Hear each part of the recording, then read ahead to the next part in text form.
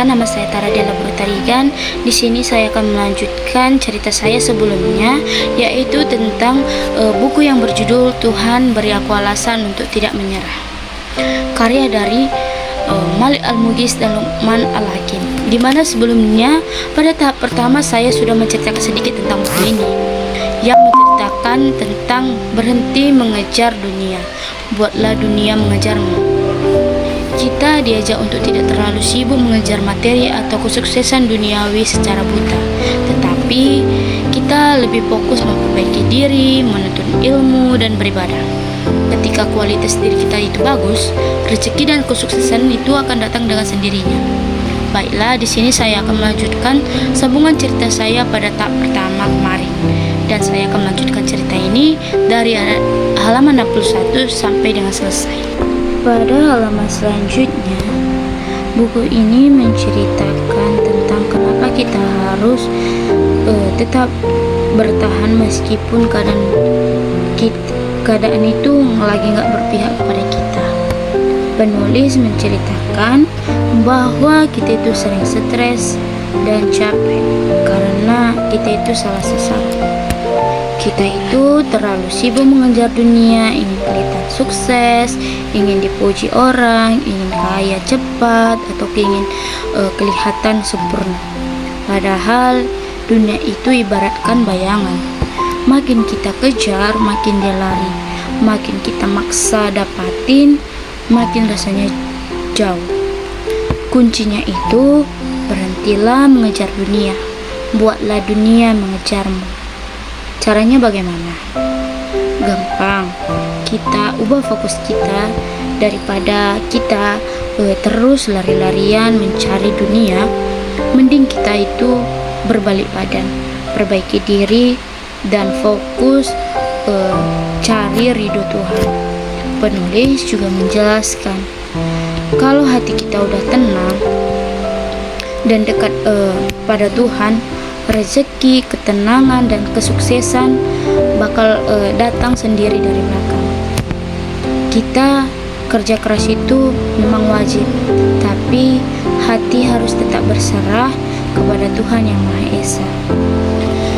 Buku ini juga mengajarkan kita kalau gagal atau jalan yang ditutup bukan berarti akhir dari dunia. Itu artinya Tuhan lagi memberikan sinyal. Berarti Tuhan supaya kita sadar bukan ini jalannya. Ada yang lebih baik dan lebih bagus di depan sana. Kegagalan itu cuma cara Tuhan untuk melatih mental kita supaya kita menjadi lebih kuat. Biar suatu saat datang masalah, kita siap dan gak gampang untuk menyerah.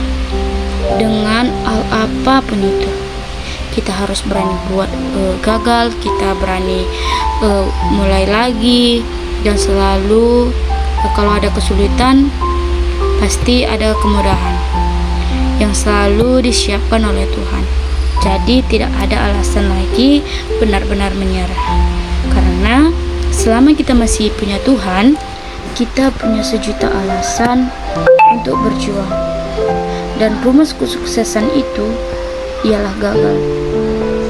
Setiap kegagalan akan memberikan pelajaran kepada kita. Sehingga orang yang paling sering merasakan kegagalan seharusnya menjadi orang yang paling pintar, bukan? Karena ia telah mendapatkan banyak pelajaran dari kegagalannya. Dan lelah bukan berarti harus menyerah.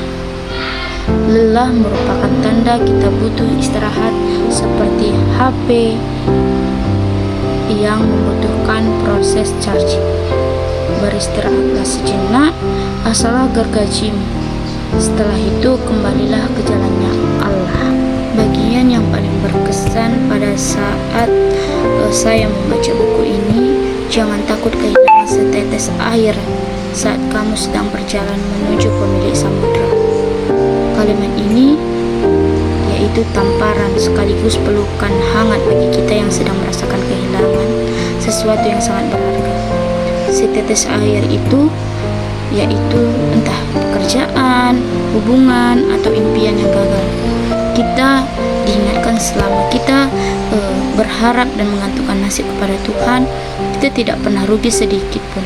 Jangan takut kehilangan sesuatu yang kecil, karena Tuhan siap kasih yang lebih jauh besar dan lebih baik. Pembelajaran yang dapat saya petik setelah membaca buku ini, yaitu pentingnya punya mental sabar yang aktif. Jadi selama ini aku kira sabar itu hanya cuman diam, pasrah, dan nungguin masalah selesai dengan sendirinya. Ternyata itu salah.